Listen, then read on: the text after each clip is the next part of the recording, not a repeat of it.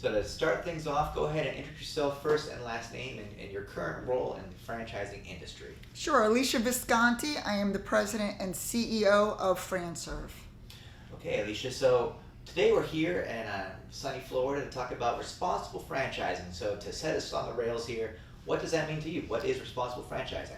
Responsible franchising is a hot topic right now, and really what that is about is making sure that things are transparent in the franchise model, and that can be for franchisors, it can be for franchisees, it can be for suppliers, brokers, and FSOs. It's the whole community that needs to come together to make sure that franchising standards are high and stay high.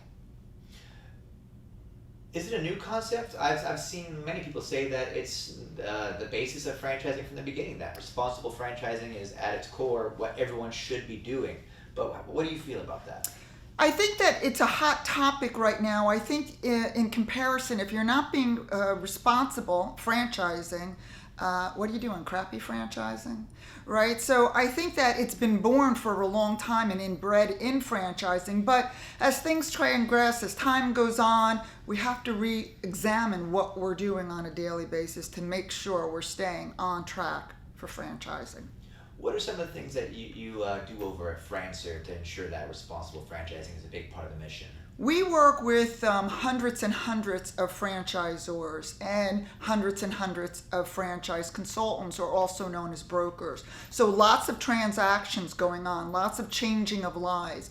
Our responsibility is to make sure that we're changing lives in a positive way. And so again, having the transparency, one of the things that we have, certification. I started doing a CFC, Certified Franchise Consultants, when I bought the company, and it was actually, before that, it was part of FranServe. I just made it much larger and gave it free to all of our consultants.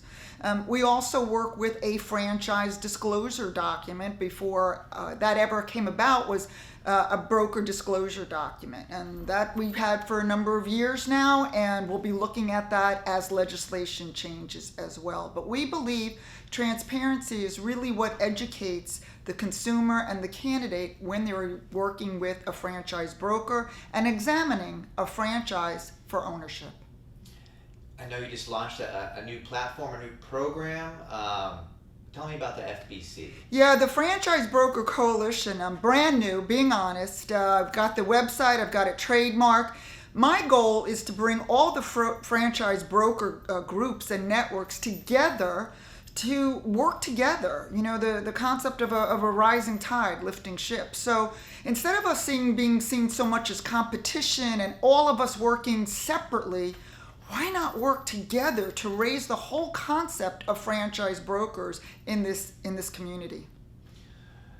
You mentioned that responsible franchising at its core, what we've always been doing here, but do you think that some of the debate that's been ignited online has reinvigorated the conversation around responsible franchising? People like Aaron, for example, speaking out about it, making that a core mission of his to promote it and to educate. Do you think that is the case, that there is a newly led awareness? Well, you know, I tell you something, if you hear Aaron's story and you hear where he came from, you understand his mission also.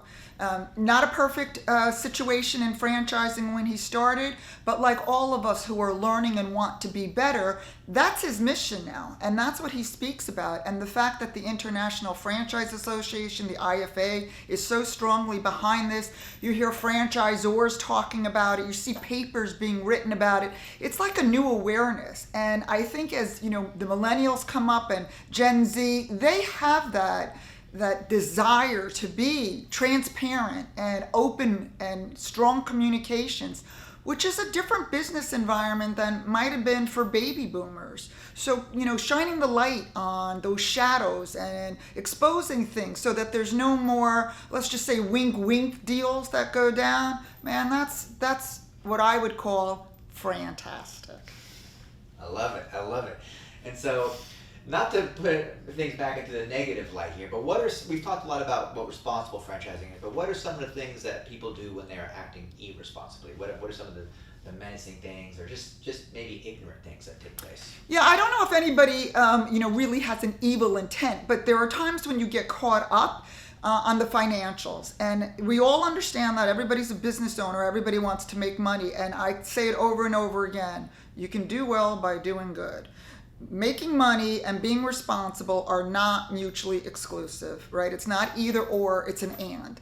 So I think what happens is we teach franchisors, for example, to turn candidates down when it is not a good fit. And that can be very difficult if someone is standing there in essence with the check saying, I want to be part of your franchise, and you have to say, no, you're not the right person for us. So being able to discern that, being able to have the line in the sand and say, I'm going to turn down this money right now for the good of the brand long term, and probably for good of that individual you're turning down. There's a reason you're turning them down. They're not a good fit. They're not going to be a good franchisee. They're going to be problematic. They're not going to do well. That's not a win-win. That's the opposite of win-win. So you're actually doing your brand, your other franchisee, and that individual a benefit by turning them down. So that's one of the things we have to look at. It's not a race to get as many franchisees as we can. It's to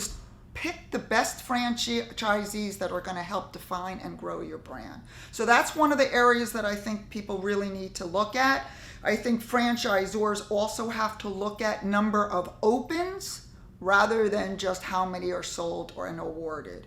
And from the broker perspective, that's about being open with the candidates. That's why I did the broker disclosure document. We're open about how we get paid. We get paid the way a recruiter would. We get paid by the brand.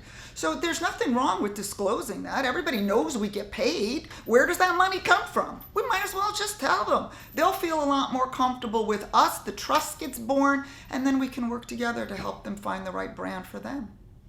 Love it. Anything else that you wanted to touch on involving responsible franchising? I think one of the most important things is that we all remember that whether we're a franchisor, a franchisee, a broker, a supplier, we are all in the community together. And if franchising is not seen as responsible, we all suffer. So sometimes I hear a supplier say, well, that's not really me. I'm not really involved in that responsible because I'm not that close to it. But see, you are. Because if it doesn't work for all of us, it works for none of us. And one of the things that I started a couple years ago during the pandemic was a group called Lean In. We changed it to Nexus. And I started it. Jack Munson is very much involved with it. So if you're a supplier and you're not sure how to act responsible or what your role is, please come to one of us. We'll help you to sort that path and figure it out. Perfect. Thank you so much for your time. Well done. You are a master.